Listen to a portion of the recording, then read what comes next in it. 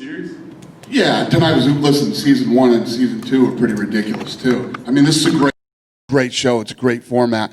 We bring in, the best available fighters out there, and this is what you get when you do that. And you have these guys that are willing, 2 4-0 guys to put their records on the line instead of building up and, continuing to get fights, and you come into the UFC 10-0 or something like that. I love this concept. I love this show. I tell you guys all the time, I could do this every day. I love it. Tonight was a good night. Not something we ask a lot here, but health update. Do you have any idea? Yeah, he's good. That one. Listen, I haven't been freaked out like that in a while. He's okay. He literally, I don't even think they transported him yet. He's still here. He's okay. They're saying he's good, but I'm sure that they're transporting him. They just haven't yet. Talk about Tafon in getting that deal in the main event. I mean, obviously, like you said, scary guy, but so new in the sport, right? So, I mean, when he comes in, do you tell the matchmakers, hey, we kind of got to give this guy listen, I went back there and asked him. I said, what do you two think? The guy's 25 years old. He's 4-0 now.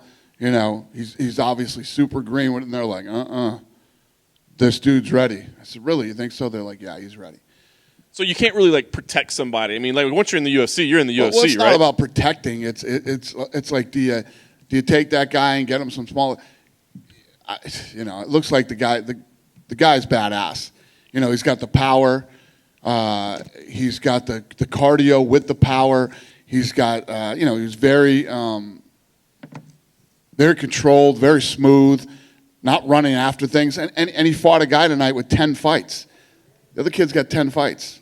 I mean, he'll fight other kids here that have 10 fights or less. So we'll see how it goes. He's a scary dude. He is scary. I wanted to ask you about Phil Hawes, a guy that's been so close before, the Ultimate Fighter, Dana White's Contender Series. He comes back and gets it. What's your mindset when you watch a guy like that? Like, you're familiar, right? And he's been here and he hasn't gotten it done. What's your thoughts, when you're watching a guy that, like you said, kind of a new man? Well, like Blackledge, okay? Blackledge tonight looked incredible. First 2 rounds, fought a tough, durable guy, and don't be surprised if you don't see Church as a last-minute replacement in a UFC fight too.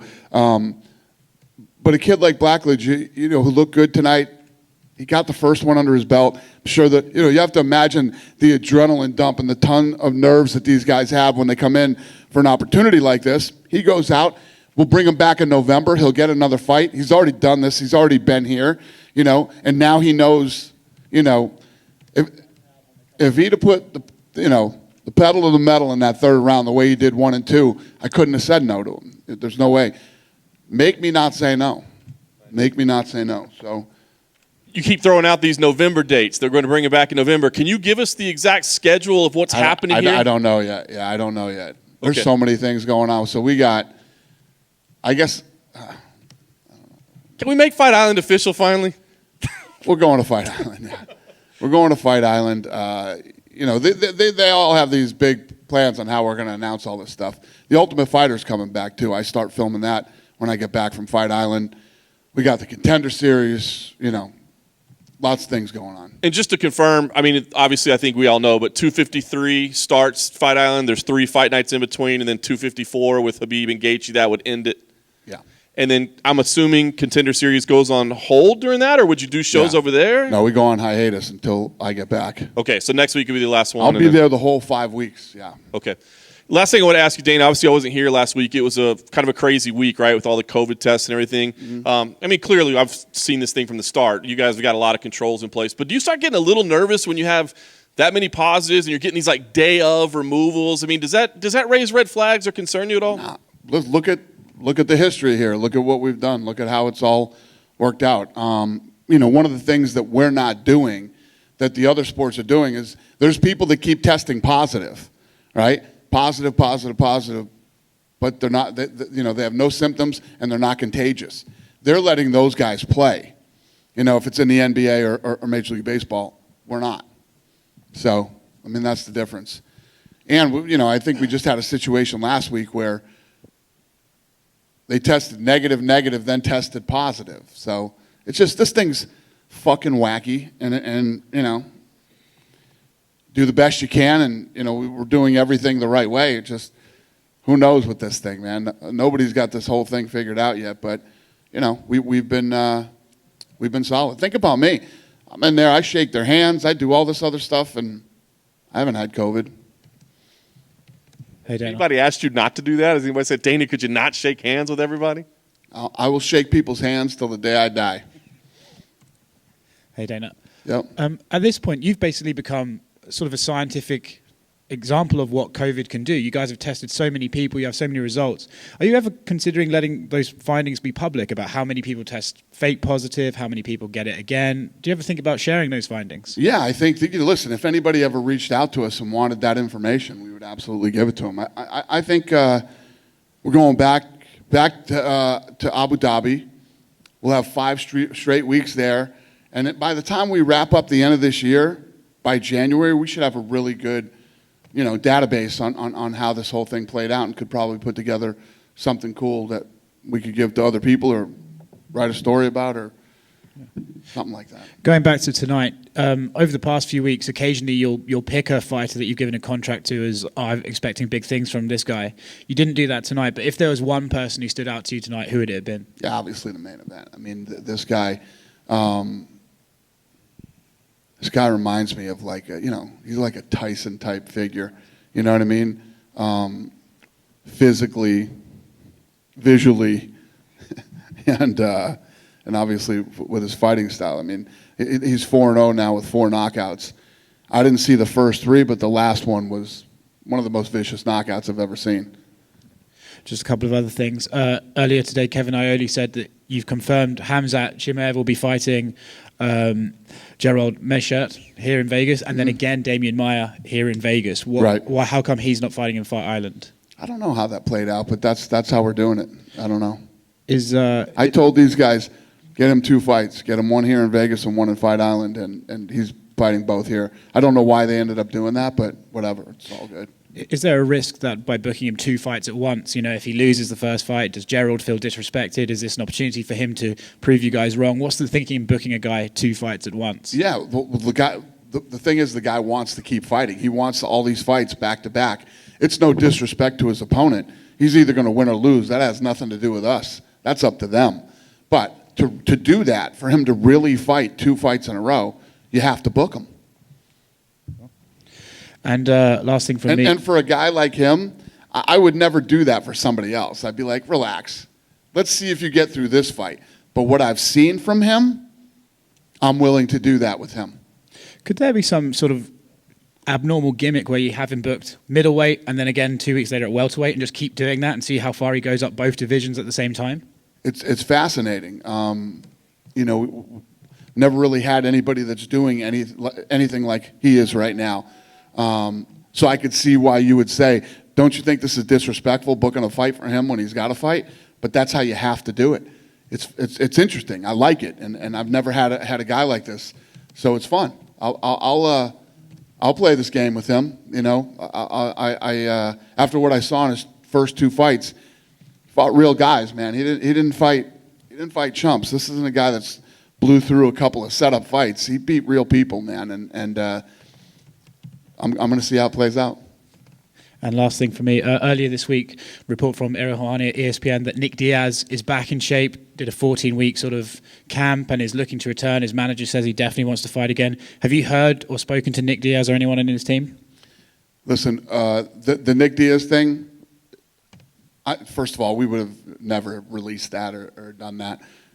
We'll see how this thing plays out. I don't have any expectations whatsoever. We'll see what happens. For now, he's saying that, and you're just having to see how he commits to it, I guess. Yeah. Cheers, then. Thank you. Dana, so there's been no direct discussions between you and Nick Diaz's party? Yeah, there's been talking, but there's been talking for years. Going back, you had Fight Island in July, very successful, a lot of fights without any hiccups, and now you're going back. What's been the feedback from the powers that be at Abu Dhabi on how that went? Awesome. I mean, they loved it. It was super successful in every possible way that an event could be successful. So yeah, we're going back. Are you seeing any easing up on restrictions on bringing fighters here from other countries? No, not really. It's Yeah. okay. It's still tough to, the other thing too is when you come here, wherever you go after that, you have to quarantine for like 2 weeks or something. So still, for now, Fight Island's still the best option. 100%. Yeah, I think that. Did you see what Fauci came out and said today? We're headed for a catastrophe in the fall. Does that surprise you? No. So, like I said, I'm not expecting this all to turn around anytime soon. They were saying that this stuff is supposed to go away in the summer, and then they were saying the numbers were going up in the summer. Now we're going into fall and winter, and we're headed for a catastrophe. So, I'm just going to keep doing what I'm doing. Recently, you came out and put, for the wrestler in Iran, Navid Afkari. Do you have a relationship with him, or what inspired you to put your neck out there for him? There is obviously a story behind this. I don't want to tell it publicly, but at the end of the day, it's the right thing to do. The guy is a wrestler. He's a human being, and the president was very. When I called him, he said, "Let me see what we can do. Let me look into it." We don't have any recourse with these guys, and there's already sanctions on Iran. I don't know how much influence I can have, but I'll give it a shot. And other than him, who else could influence that? Nobody. All right. Thank you. Yeah. Dana, actually, I've got a couple more. You said you get back from Abu Dhabi and you go straight to filming The Ultimate Fighter. Yeah, and The Contender. Does that mean we have some coaches already in mind or already booked? Yeah, no, not yet. No, so the first tough meeting is this week. Yeah, we have a meeting this week. Start putting all that stuff together. Is there going to be a format change, or is it still going to be the same sort of? Same, yeah. Same the same. And then lastly, tonight, Draco Rodriguez specifically mentioned watching the UFC on Spike TV to get into it. Yeah. At this point, you've had a lot of experiences in your career running this thing. You said on the broadcast that you knew it was going to happen one day, but how cool is it to actually see, like, I predicted this would happen years ago, and now it's happening right in front of me. How cool is it to see that? As soon as the kid did his piece ran, I called Lorenzo, and I said, "I'm here at the Contender tonight." And this kid literally just said his uncle used to watch, Spike TV, so he started watching it. It's literally how we played that thing out and what we said would happen. So it was awesome. So I wanted to call and share that with him. I know at the moment in the sports, especially this year, there's no stopping. You don't have any time to stop and think. But does a moment like that, just for a minute, make you sit back and go, "Knew it, called it, love it"? Yeah. There's a lot of those these days. Even though we're in this fucked up world that we're in right now, whatever's going on here, over here there's a lot of good stuff going on. So, almost weekly I have those type of things. Thank you. Yep. Amanda Ribas and Carlos Esparza, are they going to fight in December 12th here in Vegas? I don't know. Yeah, I don't know that. Yeah, I just read this new. That's what you're hearing? Yeah, I just read here online. Did we announce it? No. I don't know. Just double check if you have any information about Amanda. I know. I got all kinds of information on other shit except that. I don't know. Charles Oliveira, Charles do Bronx, he's not going to fight in October. Who's not going to fight in October? Charles Oliveira, do Bronx. I don't know that either. Okay. Yeah, I don't know off the top of my head. Cool. Just one here, Dana. It seems like all of the belts are going to be, most of the belts are going to be defended on the next few months. Is there any time frame where you want to see Volkanovski or Peter Jan defending, or Weili Zhang, who haven't defended since March? Yeah, we're working on all that stuff right now. We had a guy go down today, so we didn't. Usually every Tuesday we do matchmaking, but we couldn't do it today. One of our guys was sick, so we didn't get anything done today. It's on the matchmaking side. So one of those could make it to this year, or is that what? One of those belts could be defended still this year, or? Yeah, it could. And just having Khabib on the 254 card, is there a chance that that event could be on a European-friendly time, like what happened last year in September when he fought Dustin Poirier? Would it be what? Unfriendly? On a European time friendly? I mean. Oh, yes. Time friendly. Yeah. Yes, it will. So that's going to happen in the afternoon here in America? It'll happen in the afternoon here. Right. Thank you. Yep. Thank you, guys.